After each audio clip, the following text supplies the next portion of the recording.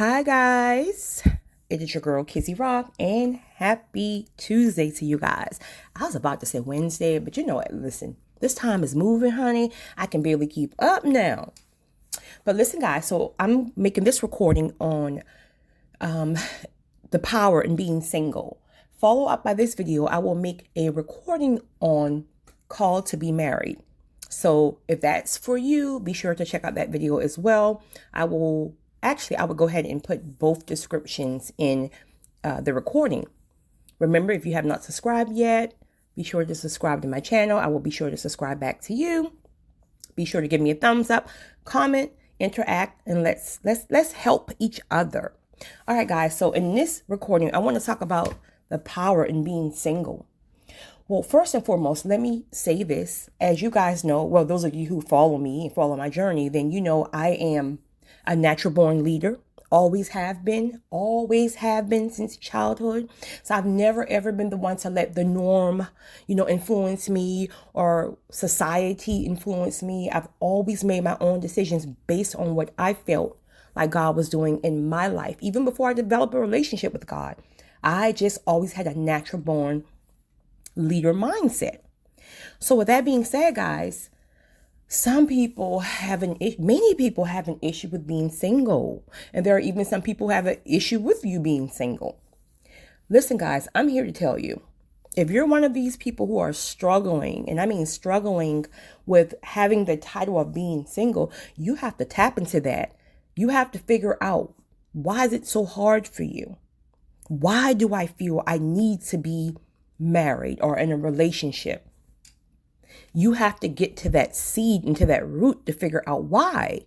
Because as I always said, a marriage or a relationship should be an addition, never a completion. So you may have to tap back into childhood. Am I dealing with abandonment issues? Am I dealing with self-esteem issues? Why do I feel like I have to be with someone? And I'm not saying being with someone is bad. I mean, it's a beautiful thing, but it's even more beautiful when you are whole and when you can enter a relationship or a marriage whole. And when we are in relationships, too many times we focus on our mate flaws. For years and years, we're beating them up about their flaws, that we don't even have time to dissect our own issues. And that's why it's so important at times to stay single, because when you're single, that's time to reflect. You can sit back and look at your past relationships, because as I always say, if everyone has said the same thing about you, you're the common denominator. And that's not to say that your ex didn't have their things and their own vices, because we all do. The point of the matter is, are you so focused on their vices and their flaws that you miss your own? So maybe God had to end the relationship and end the marriage to help you tap back into your roots. Because until you tap back into your roots and do the work within you, the brokenness within you, you first have to acknowledge it. If you don't acknowledge it, you can't work on it. But it's important to know there's not one human being on the face of this earth. I don't care how much you challenge me and say, well, I'm perfect. I ain't perfect. There's nothing wrong with me. It was my ex. No, it's you too, boo-boo. And that's not easy to hear. I have to raise my own hand. But I'm authentic. I'm genuine. And I want everything that God has for me. In order to advance to the next season, you're going to have to look and work on your flaws. Now, again, being single is also powerful because God sets you apart. And you can do more when you're single for God. Your purpose and your calling. You can move differently.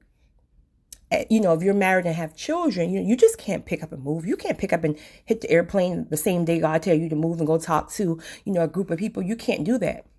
You know what I mean? Your marriage and your husband or your wife and your children is priority. So you just can't move like that. So God has you set apart because you can do some things for him. So you can take that time to sit there and beat yourself up and feel like waiting is the most horrible thing in the world. Or you can take that time and really, apply it to bettering yourself, to your purpose, to your calling, to helping others, to serving others, not just sitting in there wasting time.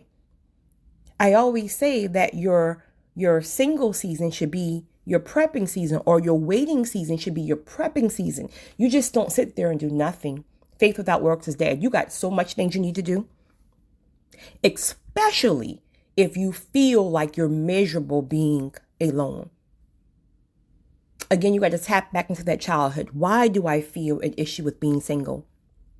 Am I dealing with abandonment issues because I didn't have a father, I didn't have a mother, or, I had people to bully me and ruin my self-esteem. So in order for me to feel confident, in order for me to feel beautiful, in order for me to feel worthy, I have to have a spouse who tells me that every day. And I have to show up in the world as I have this particular person on my arms to show the world that I am beautiful, I am worthy. Honey, listen, there's nothing more that says confidence that when you can walk solo with your head up. That's confidence. When you can walk into a room, no matter where you go, solo, with your head up, feeling whole, feeling 100% without someone on your side. That's confidence. So, my biggest challenge is not even my biggest challenge. That's not the right word. But I really, really want to help women understand that you got to get to a point where you cannot let society, get into your head about that there's something wrong with you if you're single. You know what I mean? There's nothing wrong with you. But you're wise enough and you're smart enough not to take the first thing coming. Like me, I turned down 3 different proposals. Never even had to consider them because I knew it wasn't the man that God had destined for my life. But I could have easily said, okay, I'm going to marry you because you got money. I'm going to marry you because you treat me like a queen. I'm going to marry you because the world will say, oh my God, Kizzy Rock is married. The hell with the world. The majority of the people in the world is unhappy. Their marriage is miserable. You don't see that because they smile in family photos. They take 1,000 pictures just to get that one perfect photo. But behind closed doors, they're going through hell. You don't want that. You want to take the time to prepare yourself. You want to take the time to reinvent yourself. So if God has a spouse for you, when it manifests, listen, you're going to be one of those people who stay married, happily married, because you waited on God and the person he had designed for you. You did the work while you were waiting. You conquered your demons. First and foremost, you acknowledge your demons. Then you put the work in, extensive work, I may add, especially if you came from trauma or a foundation where you never seen a happy marriage. With that being said, if you're one of these people who've never seen a happy marriage, like in your household, let it be because your parents were divorced, they were busting each other's head to the white meat, no one in the family had a happy marriage, all you saw was foolishness, then how do you even know what a happy marriage is? You know what I mean? Like, we just want it because it sounds good. No, like, listen, like I said, I'm just one of these people. I've never, ever had that. Oh my God, I want to be married. But that was for many, many seasons in my life that passed, where now I feel like, I'm open to it. I'm still not craving it. I still don't, whatever God has for me. If he has that for me in this season, then because I know he has it, then I know it will be manifested and it will be successful. Because even though I don't look for it, I'm doing the work. I'm looking back on past relationships. And even though I was about to say those fools, but I'm saying those children of God, because I don't have any malice with any of my ex and vice versa. I'm still, friendly with several of my exes. Listen, it didn't work out. It is what it is. We all fighting our own demons. Stop blaming people for not knowing how to love you properly. Half of these men never even saw, what true love is in their household. And then we're mad with them because they can't love us properly. We should be mad with ourselves for jumping in, relationships without even consulting with God first. So forgive them and forgive yourself. Put closure on that thing. Work on you. So when God does send, that husband or that wife, if he has that design or destined for your life, you'll be prepared. You will show up.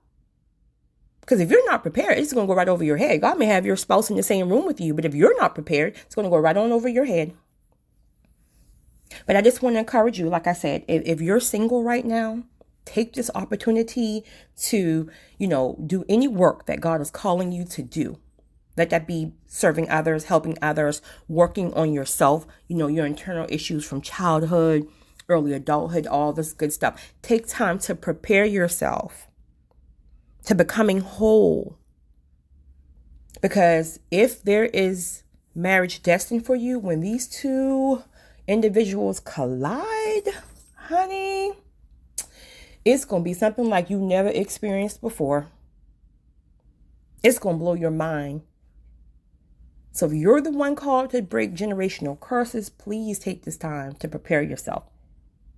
And it's going to be extremely difficult because not only you have to go and break generational curses and generational norms, you're also responsible to set the foundation for the generations to come.